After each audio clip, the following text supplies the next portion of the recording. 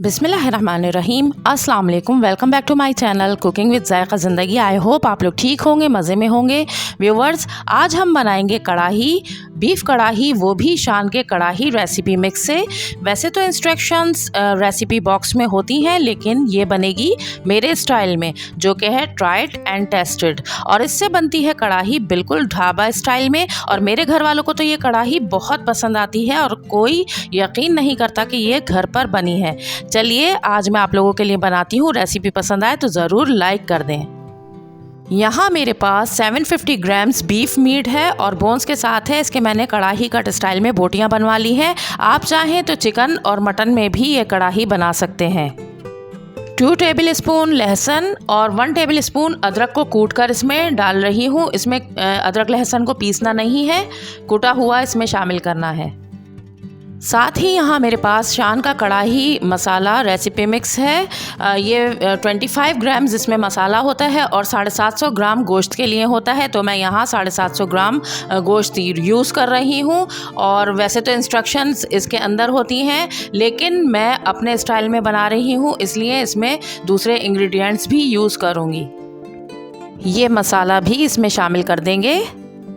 अब ये मसाले मिलाने के बाद हम इसको अच्छी तरह से मिक्स करेंगे। और चूँकि ये बीफ है तो थोड़ा सा टाइम ज़्यादा लेगा, इसलिए हम इसको मिक्स करके 2 घंटे के लिए मैरिनेट करने के लिए रख देंगे।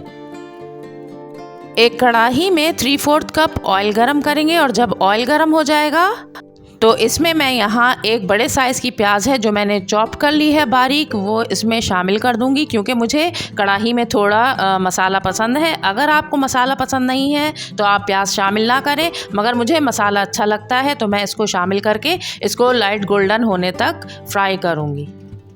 तो व्यूवर्स, नेक्स्ट मैं आप लोगों के लिए बहुत ही न्यू और बहुत ही इजी रेसिपीज़ लेकर आने वाली हूँ। तो अगर अभी तक आपने मेरा चैनल सब्सक्राइब नहीं किया है तो जल्दी से सब्सक्राइब कर लें और बेल आइकन को प्रेस कर दें।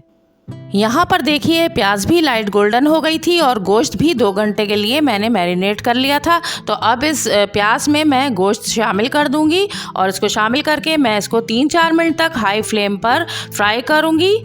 और इसके साथ ही मैं इसमें 1/2 टीस्पून हल्दी पाउडर ऐड करूँगी, क्योंकि ये मैं अपने स्टाइल में बना रही हूँ। और 1/2 टीस्पून रेड चिली पाउडर और 1 टीस्पून लंबाई में कटी हुई अदरक ऐड करके मैं इन सारी चीज़ों को 3-4 मिनट तक हाई फ्लेम पर बहुत अच्छी तरह से भून लूँगी।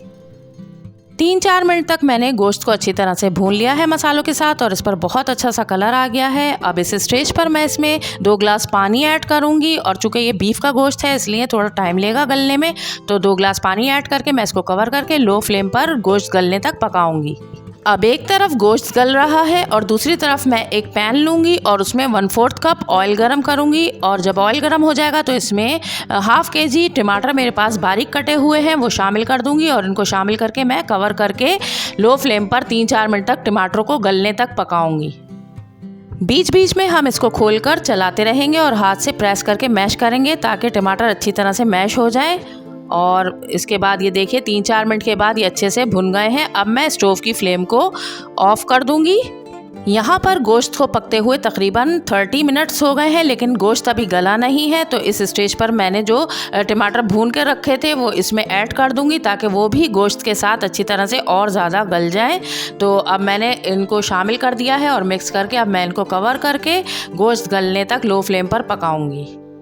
यहाँ पर गोश्त को पकते हुए 1 घंटा हो गया है और देखिए इसका पानी काफ़ी हद तक ड्राई हो गया है और अब ये गोश्त भी बहुत अच्छा सा गल गया है।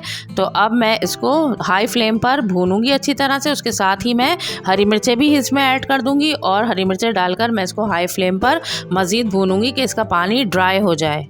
2-3 मिनट पकाने के बाद ये अच्छी तरह से भुन गया है और इसकी तरी भी ऊपर आ गई है। अब मैं इसमें 1/2 टीस्पून काली मिर्च पाउडर ऐड करूंगी, 2 टेबल स्पून हरा धनिया के बारीक कटे हुए पत्ते ऐड करूंगी और 1 टीस्पून इसमें बारीक लंबाई में कटी हुई अदरक शामिल कर दूंगी।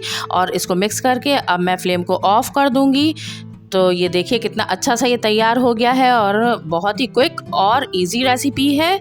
आप भी इसको ज़रूर ट्राई करें। शान के कढ़ाई मसाले से बहुत अच्छा और लजीज बनता है और सबको बहुत पसंद आता है। रेसिपी पसंद आए तो इसको अपने फ्रेंड्स और फैमिली में शेयर करें और अपना फीडबैक मुझे कमेंट्स में ज़रूर दें। तो चलिए फिर मिलते हैं किसी और अच्छी सी रेसिपी के साथ। तब तक के लिए अपना ख्याल रखें, मुझे दुआओं में याद रखें। अल्लाह हाफिज़।